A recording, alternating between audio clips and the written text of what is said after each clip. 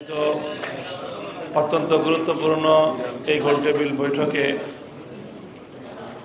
সম্মানিত আলোচকগণ অনেক গুরুত্বপূর্ণ এবং সব দিক নিয়ে আলোচনা করেছেন। আমরা আয়োজক সংগঠন হিসেবে হেফাজতে ইসলামের যে মূল আজকের আয়োজনের যে লক্ষ্য, সেটা হলো বাংলাদেশের প্রতিনিধিত্বশীল সকল মহলের মতামতকে সামনে রেখে হেফাজতে ইসলাম তার কর্মপরিকল্পনা নির্ধারণ করবে।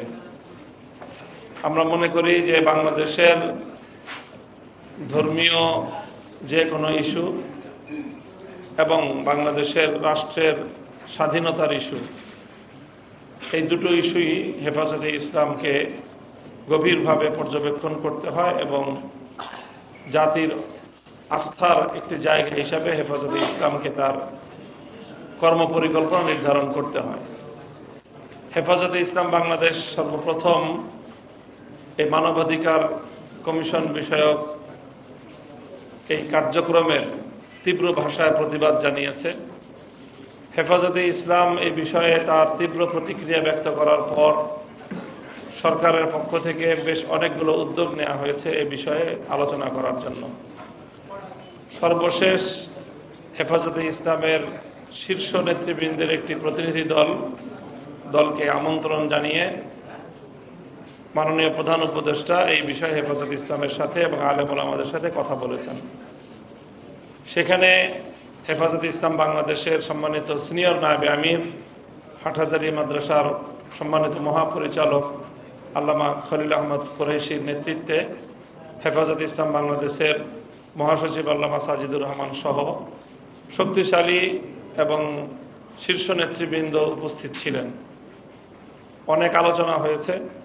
সেখানে আমরা দ্ব্যর্থহীনভাবে এই কথা সরকারকে জানিয়ে দিয়েছি যে সরকারের এই কর্মকাণ্ডের দায় কোনোভাবেই দেশের আলেম সমাজ এবং হেফাজতে ইসলাম নেবে না, বরং হেফাজতে ইসলাম এদেশের গণমানুষের যে সংখ্যা, সেই সংখ্যার প্রতিনিধিত্ব করে হেফাজতে ইসলাম মাঠে ময়দানে তার ভূমিকা অব্যাহত রাখবে। আমরা সেক্ষেত্রে সরকারকে সুস্পষ্ট ভাষায় আমাদের পরামর্শ এবং মতামত জানিয়ে দিয়েছি যে দেশের সকল অংশীজন, বিশেষ করে রাজনৈতিক বড় বড় যে পক্ষগুলো রয়েছে, তাদের সকলকে ঐক্যবদ্ধ করে সকলের সাথে খোলামেলা ওপেনলি ডিসকাশনের মাধ্যমে সরকারের এক্ষেত্রে দৃষ্টিভঙ্গি এবং সরকারের ভূমিকা এই উভয়টি জাতির সামনে খোলাসা করতে হবে।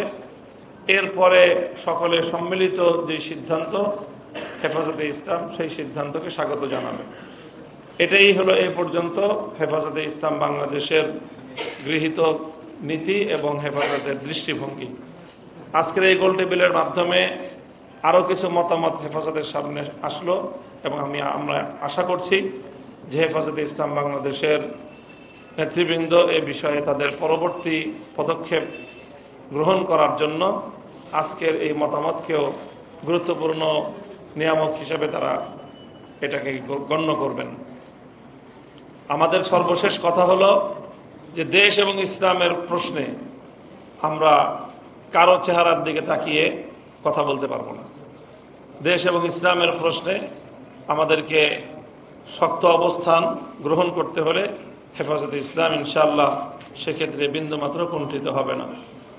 এক্ষেত্রে আমাদের বিগত 16 বছরের যে রেজিম এবং সেই আওয়ামী ফেসিবাদের জন্মদাতা, লালনকারী, আশ্রয়দাতা বাংলাদেশের পার্শ্ববর্তী বাংলাদেশ বিরোধী যে রাষ্ট্র এবং তাদের যে ষড়যন্ত্র, সেই ষড়যন্ত্রটাকেও গুরুত্বের সাথে বিবেচনায় রাখতে হবে, যেটা ইতিমধ্যে আমাদের আলোচনায় এসেছে।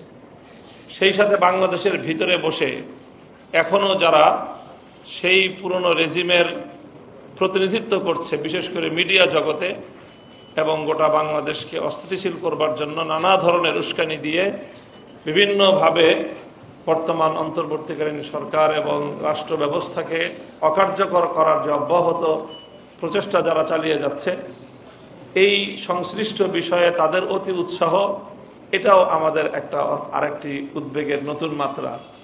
কাজে এই তিনটি বিষয়কে সমন্বয় করেই ইনশাআল্লাহ আগামীর দিনে আমরা সকলে সম্মিলিত কোনো পদক্ষেপ গ্রহণ করতে পারবো।